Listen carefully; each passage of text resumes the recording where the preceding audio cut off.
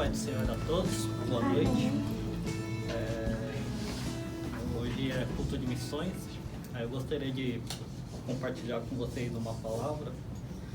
E nessa noite de missões, que o Senhor possa falar aos nossos corações. E eu gostaria de compartilhar com vocês a palavra que está em Mateus, capítulo 9, versículo 37 e 38. Mas esse texto vai servir só como introdução, porque hoje eu fiz uma pregação um pouquinho diferente, daquela é mais temática. E esta ministração, ela é baseada no livro que eu estou lendo, que é Evangelização, Fundamentos Bíblicos, do pastor Dr. Russell Shedd.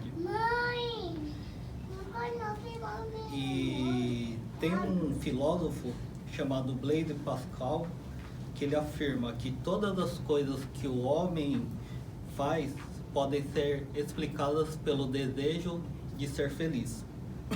Nas palavras dele, todos os homens buscam a felicidade, não há exceção.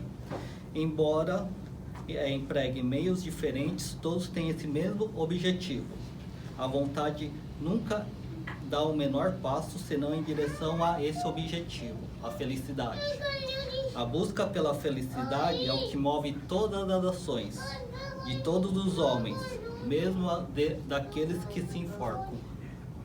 E quais os motivos que nos levam a evangelizar ou não evangelizar?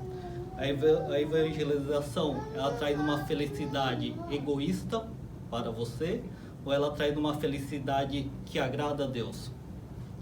Ou deixamos de evangelizar, pois o evangelismo ele traz cansaço, traz rejeição, medo, ou ele não é suficientemente prazeroso para que a gente possa perder tempo evangelizando. E um dos versículos que logo vem à mente quando a gente pensa em missões, evangelismo, é Marcos 16:15, que diz assim: ide por todo o mundo e pregai o evangelho a toda criatura, E essa é a grande comissão, a última missão que Jesus deixou para todos os seus seguidores. E ao enfatizar a missão, acabamos sem perceber que às vezes colocamos o foco e a responsabilidade toda no homem. Mas se a motivação e o entendimento sobre evangelização não estiver em Deus, o homem não moverá um dedo para que corações se convertam. E ele fará missões por motivos egoístas, porque quem converte é o Espírito Santo. A obra é de Deus. Nós não converteremos um coração. Algumas pessoas elas se sentem tão impulsionadas a evangelizar, só que elas têm motivações erradas, egoístas.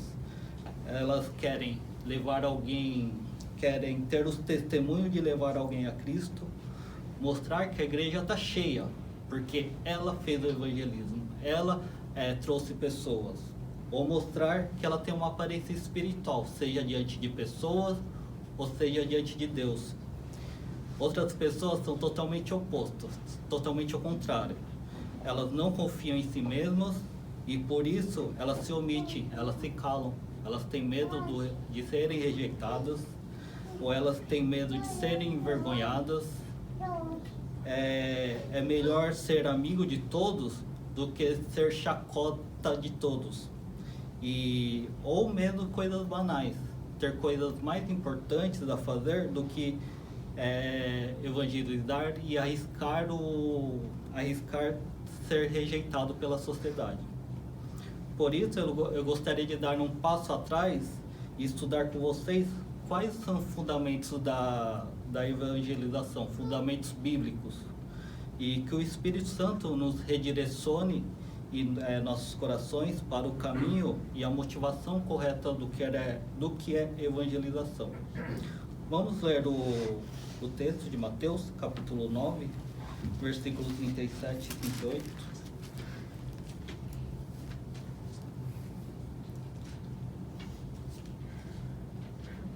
Diz assim o texto: Então Jesus disse aos seus discípulos: a seara é grande, mas os trabalhadores são poucos. Por isso, peçam ao Senhor da seara que mande trabalhadores para a sua seara. Vamos orar? Pai, em nome de Jesus, louvado seja o Senhor, graças te damos por mais esse dia. Agora, Pai, fale aos nossos corações, que o seu Santo Espírito dê esse entendimento da tua palavra em nossos corações, nossas mentes, que essa palavra possa frutificar em nossas vidas e que o seu Santo Espírito me guie nessa ministração e que possamos sair daqui redirecionados pela tua palavra, fazendo a missão, cumprindo a missão que é proclamar a tua palavra para todo mundo. Em nome de Jesus. Amém. O contexto aqui, Jesus declara que a seara ou a colheita é grande, ou seja, muitos são os perdidos, só que a serem alcançados. Porém, poucos são os trabalhadores ou evangelistas. E todos nós somos evangelistas. É o chamado de todo cristão. Existe o dom de evangelista, como Billy Graham, que atraía milhões, né? Só que o evangelismo é dado a todo cristão, mesmo com dom ou sem dom. É igual a oração. Algumas pessoas têm um dom de orar, outras pessoas não têm a facilidade, mas todos são chamados a orar. E uma verdade que salta aos nossos olhos está no versículo 38, que a seara é do Senhor, a colheita é do Senhor, é dele a obra. E os frutos da colheita são dele. O Senhor tem a posse da colheita e ele é o dono dos seus frutos. E nós somos os trabalhadores, instrumentos dele para fazer a colheita. Somos seus servos. E se a obra da evangelização é do Senhor, podemos pontuar alguns fundamentos bíblicos. O ponto 1, a evangelização vem de Deus. Deus é eterno, porém o mundo foi criado num determinado ponto do tempo. E você já se perguntou por que Deus criou todas as coisas? Por que Deus criou o universo, estrelas, o homem, a terra? Em Romanos 11:36 temos a resposta. Porque todas as coisas são dele, por ele e para ele. A ele seja a glória para sempre. João, em seu evangelho, falando sobre Jesus, disse que todas as coisas foram feitas por ele e sem ele nada do que foi feito se fez. Desde as galáxias, das estrelas, até uma molécula de água. Todas as coisas foram feitas para refletir o poder de Deus. Quando você vê essas coisas, você vê o poder de Deus. Isso significa que todas as coisas que Deus criou são para o próprio bem dele, para a sua própria glória. E o ápice da criação de Deus é o homem. O homem é feito por último e o homem é o que o glorifica, o que serve e o que o adora. Porém, a entrada do pecado desvia o homem do seu propósito original. Antes mesmo da criação do universo, Deus já planejou a redenção e a restauração do homem à semelhança do divino. A primeira pergunta do Catecismo Menor de Westminster é: qual é o fim principal do homem? E a sua resposta é cirúrgica: glorificar a Deus e gozá-lo para sempre. Qualquer coisa ou objeto que não cumpra seu propósito é descartado. Como na parábola que está em Lucas 13. Vamos abrir lá rapidinho. Lucas capítulo 13.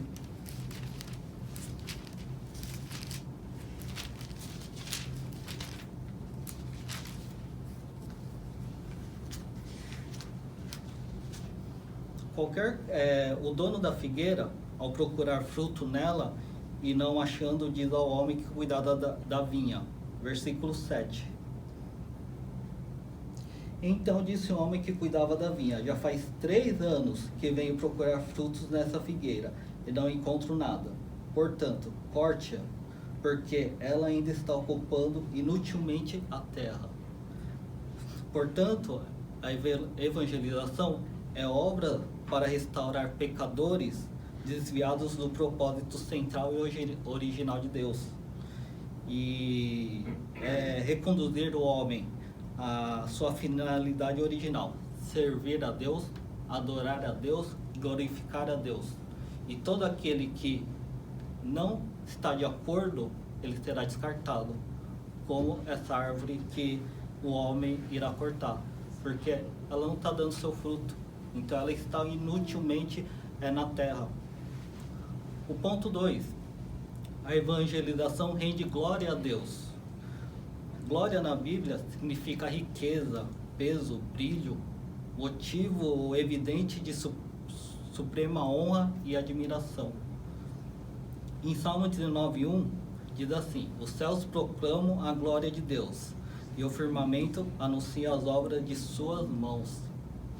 É interessante analisar que as coisas criadas por Deus são magníficas. O salmista expressou isso muito bem, que as coisas, elas proclamam a glória de Deus. Todavia, somente homens e anjos, eles conseguem entender essa mensagem fantástica e responder em louvor e adoração a Deus. Pode ver, só o homem consegue adorar a Deus, nenhum animal, nenhuma planta, nada pode adorar e glorificar a Deus. Só as criaturas inteligentes e racionais podem admirar o poder, a força, a majestade e da glória de Deus. E quando homens e mulheres abraçam a fé em Cristo e fazem a tua vontade, a glória de Deus resplandece neles em tamanho louvor e adoração, o que não acontece nas demais criações de Deus. E a evangelização é um meio que Deus usa para atrair os pecadores para Jesus e torná-los família de Deus. Isso só já deve estimular o cristão a glorificar a Deus em louvor agradecido e vida transformada. Abra comigo em 1 Pedro, capítulo 4, versículo 11.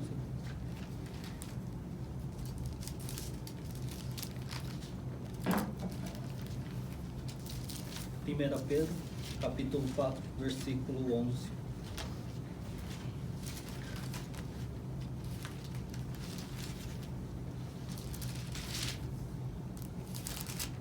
A partir da conversão, o crente glorifica a Deus com seus dons, seja em palavras ou em ações, como diz Pedro. Versículo 11.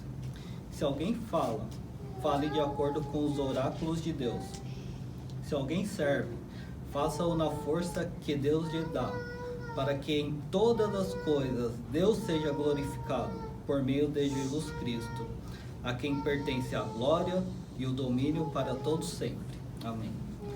Portanto, sem evangelização, não haveria igreja ou dons onde pudesse ser revelada ao mundo a glória de Deus. A missão da igreja é tornar Deus conhecido em toda a sua majestade e dar a conhecer a oferta de perdão de sua graça por meio de Cristo Jesus. Ao cumprir a missão, estamos glorificando o nome do Senhor.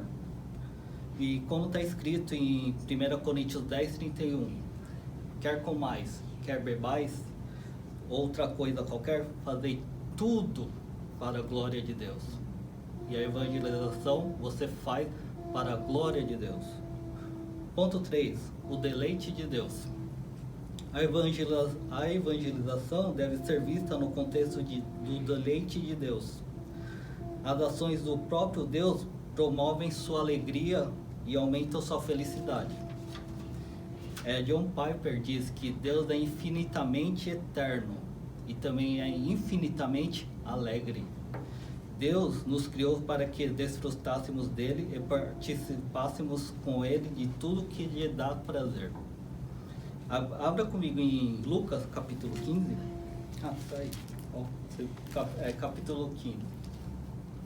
Aí temos 3 parábolas aqui. Aí eu gostaria de compartilhar com vocês a primeira parábola, que é da ovelha perdida, do versículo 1 a 7. Jesus fala da ovelha que se perdeu e o dono vai em busca dela até encontrá-la. E no versículo 5 ele diz assim: e quando a encontra, ponha-na sobre os ombros, cheio de alegria. Cheio de alegria. E versículo 6, e indo para casa, ele se reúne com os amigos e vizinhos, dizendo-lhes: alegre-se comigo, porque já achei a minha ovelha perdida. É Deus indo buscar o pecador. É Deus indo atrás daquele que está perdido. E a terceira parábola desse capítulo também é sobre o filho pródigo. O filho perdido, ele volta para casa arrependido, depois de ter gastado toda a sua herança. E o pai, ele vê o filho, ele sai correndo, abraça o filho e ele restaura o status de filho. E o filho mais velho, ao ver que se passava, ele fica indignado. Meu pai está dando uma festa para o meu irmão mais novo, que saiu, gastou todo o dinheiro dele com prostituta, com uma vida fácil, e agora volta, ele mata um bezerro, novilho gordo, e faz uma festa. Aí o filho mais velho não quer entrar na festa. Aí o pai, ao tentar convencê-lo de entrar na festa, diz, versículo 32: mas era preciso festejar e alegrar-se, porque este seu irmão estava morto e reviveu, estava perdido e foi achado. Deus tem prazer e alegria em restaurar pecadores e compartilha conosco essa alegria. E já parou para pensar que se Deus não tivesse nenhuma alegria, nenhum deleite pelo homem, a criação, faria sentido ele dar o seu filho para sofrer a humilhação de encarnar como homem, sofrer imensamente na crucificação pelo homem pecador? Haveria algum sentido Deus fazer isso? É porque Ele nos ama. E o autor de Hebreus escreve que Jesus, em troca da alegria que lhe estava proposta, suportou a cruz, sem se importar com a vergonha, e agora está sentado à direita do trono de Deus. Isso só faz sentido quando nos damos conta que Deus criou o homem para o seu próprio deleite. Davi sintetiza bem tudo isso no salmo dele, que diz assim, Salmo 16, versículo 11: Tu me farás ver os caminhos da vida. É o Senhor que mostra o caminho para a vida. Na tua presença há plenitude de alegria. Somente na presença de Deus, alegria plena, completa. E à tua direita há delícias perpetuamente. Qual é a resposta do catecismo de Westminster? Glorificar a Deus e gozá-lo para sempre. Portanto, quando o Espírito Santo converte um pecador, Deus se alegra e compartilha conosco a sua felicidade. E uma vez eu estava no batismo, aí estava até com o pastor, né? Aí o pastor estava ministrando lá, mas teve uma hora que acho que ele estava um pouquinho chateado, porque cadê os irmãos se alegrar com aqueles irmãos que estão se batizando? No Novo Testamento, eles falam que crer já podia ser batizado. Hoje em dia é um pouquinho diferente. Só que no batismo nós vemos a confissão pública daquele que se arrependeu. E cadê os irmãos para festejar e se alegrar com aquele que está proclamando que Jesus Cristo é Senhor e Salvador da sua vida? O quarto ponto é o amor de Deus sustenta a evangelização. Vamos abrir em 1 João, capítulo 4, versículo 8 e 9.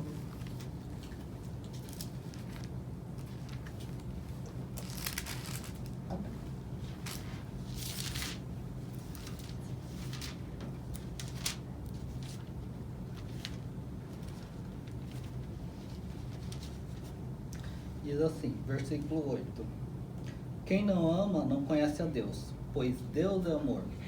Nisso se manifestou o amor de Deus em nós, em haver Deus enviado o seu Filho unigênito ao mundo para vivermos por meio dele. Ninguém pode afirmar que Deus não expressa o seu amor. Ele já expressou lá há 2000 anos atrás, enviando o seu Filho para morrer na cruz por nós. E na teologia, o amor de Deus é um dos atributos comunicáveis dele. E esse atributo de Deus demonstra que ele faz parte da sua natureza, doar-se a fim de distribuir bênçãos ou bem para os outros. Em seu amor, Deus deu o seu melhor, e o único capaz de morrer em nosso lugar, o único capaz de aplacar a ira de Deus. Jesus viveu a vida que deveríamos viver e morreu por nós, pois só Ele é perfeito. Só Ele poderia suportar a ira de Deus sobre seu corpo. E nós somos os agentes. Nós somos os instrumentos de Deus para proclamar o Evangelho. E o Espírito Santo derramará o amor de Deus aos corações arrependidos, crentes no Senhor. É o Espírito Santo que vai converter. Nós somos só o instrumento dele. E três verdades que podemos destacar do amor de Deus na evangelização. A primeira é que o amor de Deus, ele busca os perdidos. É como vimos na parábola da ovelha perdida. Deus vai buscar. Deus vai atrás daqueles que se encontram perdidos. Ele vai até o deserto, ele vai até a floresta, ele vai em grandes cidades, pequenas cidades, até os confins da terra, buscando o perdido. Ele envia pessoas até lá, para que o Evangelho chegue a todo o povo, todo habitante de todo esse mundo. A segunda verdade é que o amor de Deus atrai os perdidos. Em Jeremias diz assim: com o amor eterno eu a amei, por isso com bondade eu atraí. O amor de Deus tem atraído os pecadores, e vemos isso bastante no Antigo Testamento. Deus atraiu inúmeras vezes o povo de Israel de volta para ele, para a sua aliança. E esse amor a gente chama de amor Hesed, que em hebraico significa um amor pactual, um amor comprometido, que ele sempre vai agir para o bem do seu povo. Em João 6,44, Jesus diz: ninguém pode vir a mim se o Pai que me enviou não o trouxer, e eu o ressuscitarei no último dia. É o Pai que atrai os perdidos para Jesus, pois Ele é o caminho, Ele é a verdade, Ele é a vida.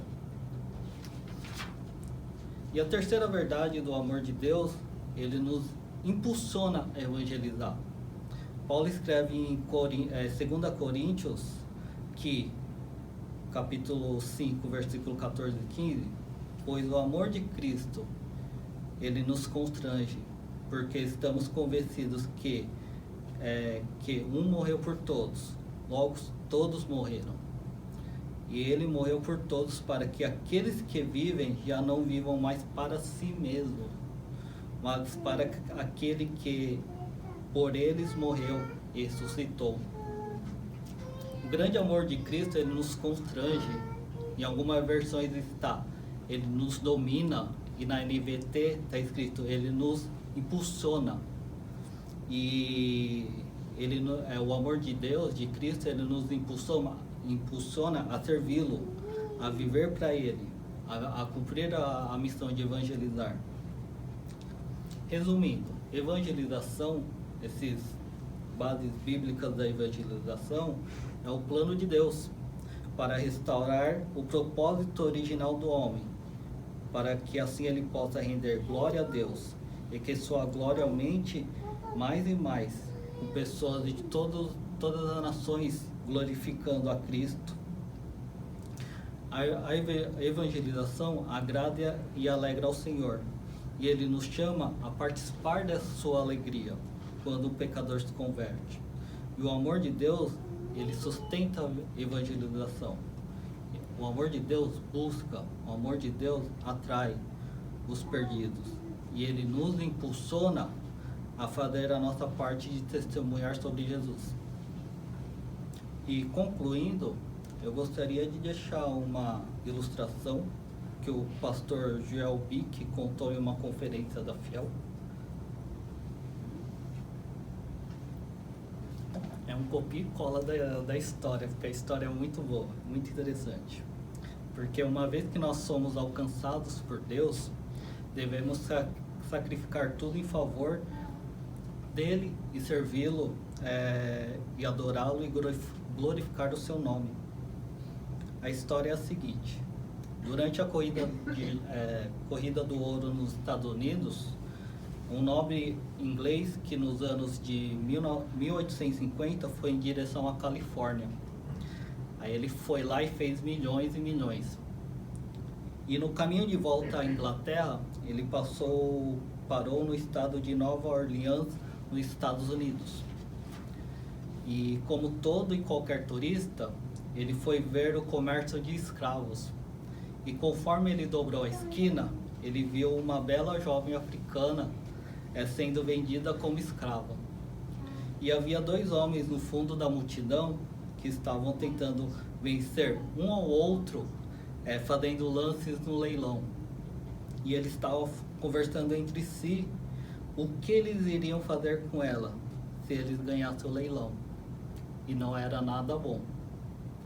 Aquele homem nobre, ele ficou sensibilizado pela jovem.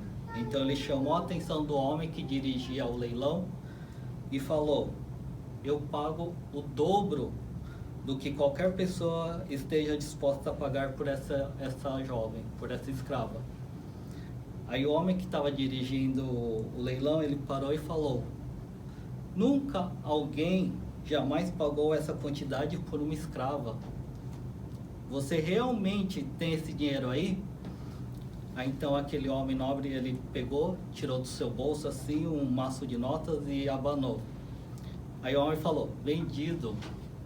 Então aquele homem rico tirou a jovem da plataforma e ela cuspiu na sua cara. E ele foi e limpou o seu rosto. Ele a pegou pela mão e levou até o escritório. E falou com o homem que estava atrás da mesa e eles fizeram os documentos e assinaram. Ele pegou os documentos e deu à jovem. E ele disse: essa é a documentação que liberta você. Você está livre. Você está livre agora. E ela cuspiu novamente no rosto dele. Ele foi lá e limpou. Ele falou: você não entende, você não entende, você está livre, você é livre agora. E ela simplesmente ficou olhando para ele.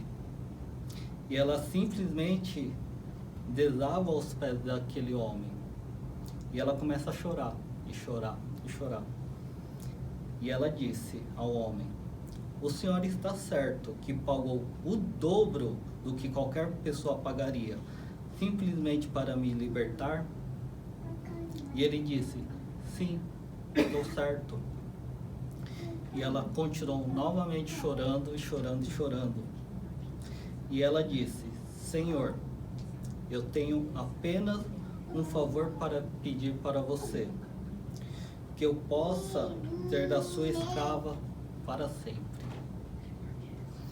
E é assim que deveríamos responder ao amor de Deus, que não nos comprou com dinheiro, mas com seu sangue, sangue derramado na cruz, para nos libertar. E quando somos libertos, queremos ser seus escravos voluntários para todo sempre.